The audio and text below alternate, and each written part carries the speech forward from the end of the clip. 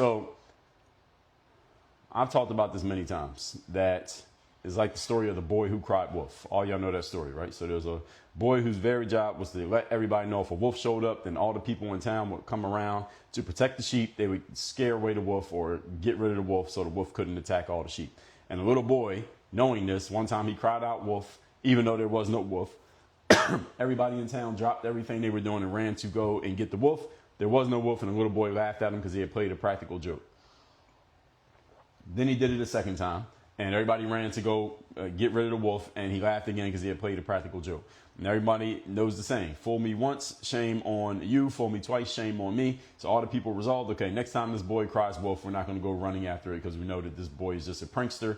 He's going to say that just to get us to come running to play a joke. So the next time he cried wolf, there was an actual wolf, but nobody showed up. And since there was an actual wolf, the wolf went and caught a couple sheep, and the boy now was in bad shape because the one time he actually cried wolf and there was a real wolf, nobody wanted to pay attention because he had already fooled them a few times. This is what happens when race hustlers play the race card too often, that we stop paying attention to anything that might be real racism.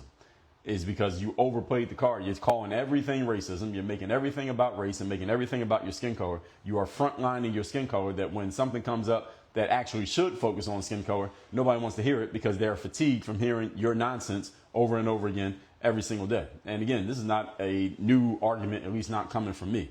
But on the other side, people say, the race hustlers and the people who are not fatigued, they don't have black fatigue, they say, well, you risk diminishing legitimate racial issues by lumping all race-related discussion into one negative bucket. And to that, I say, I agree. However, how did this happen?